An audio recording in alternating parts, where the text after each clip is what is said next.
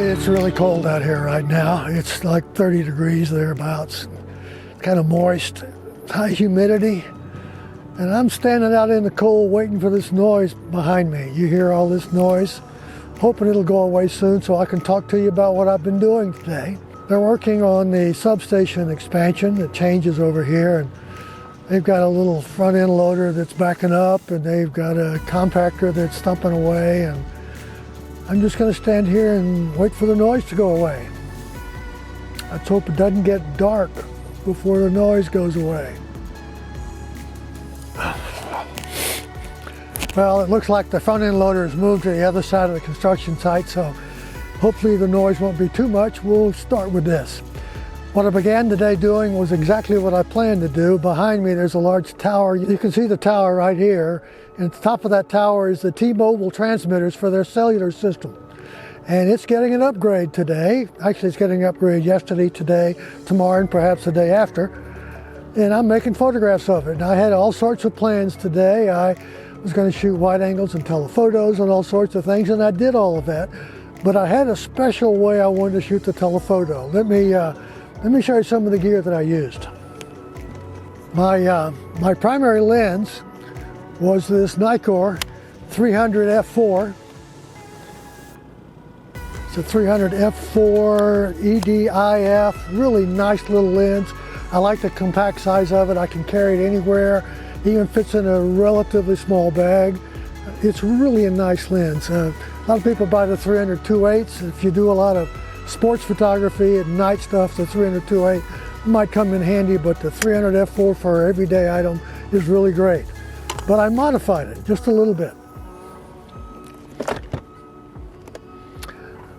I have a 2x converter, and I simply put this on. That would make it, let me do this right, because I'm doing it ass backwards from the normal way I see it.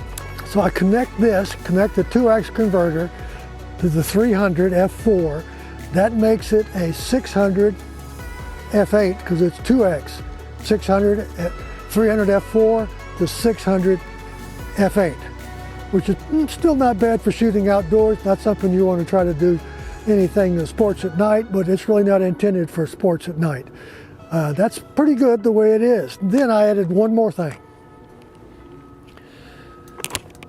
This is a coupler that couples the Nikon 300 f4 600 f8 to my Lumix, which is a 4/3 sensor, which doubles the focal length of the 300 f4.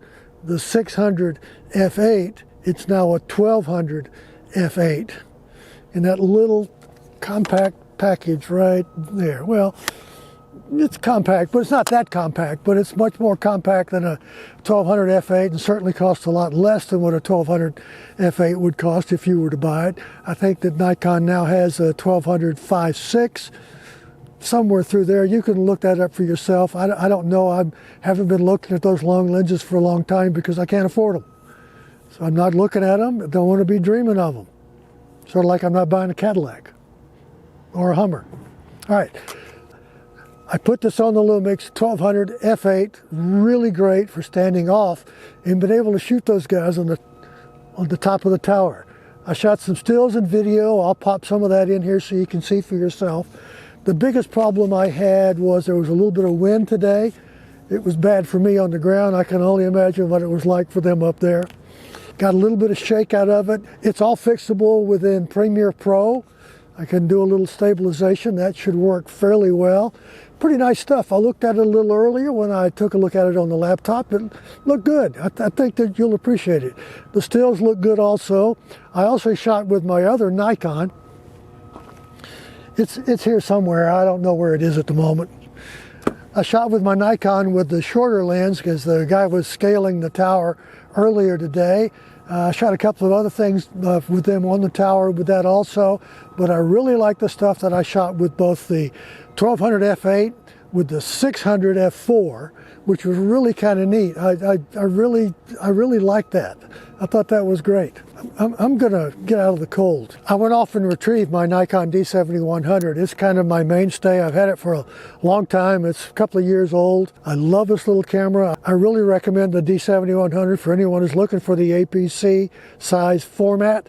It's a really great little camera, lightweight, comes with a kit lens that surprisingly is very, very sharp. 18 to 140, highly recommend it. I'm going to put it down for the moment. We'll come back and talk.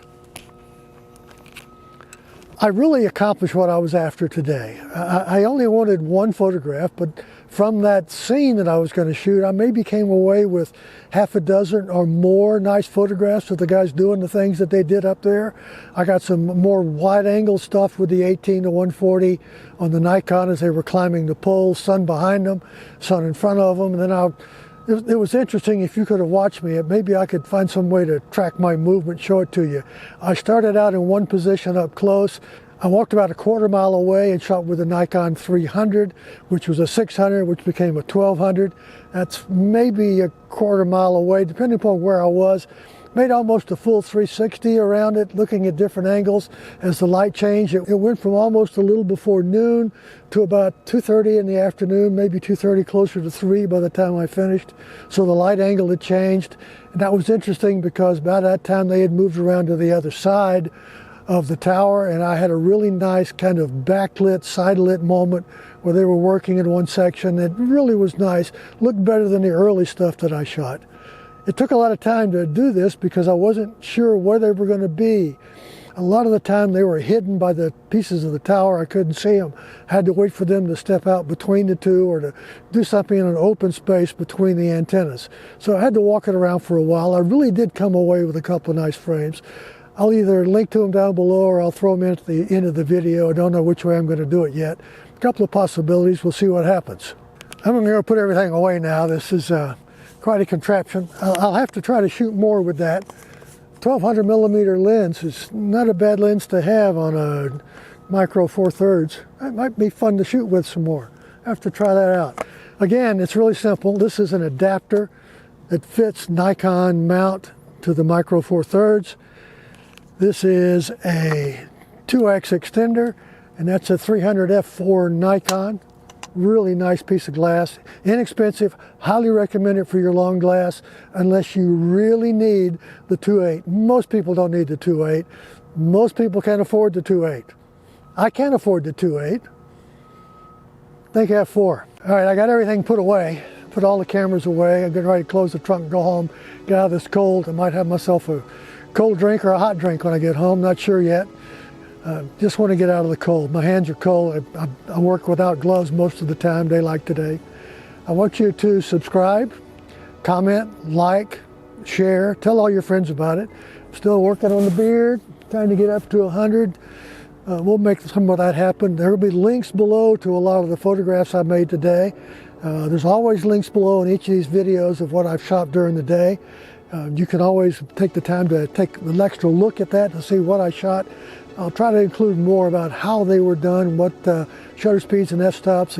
At the same time, if you look at the site where they're shown, you can see that with the EXIF and the IPTC information. So we'll just keep going. We'll keep doing this, and I'll be back in a minute.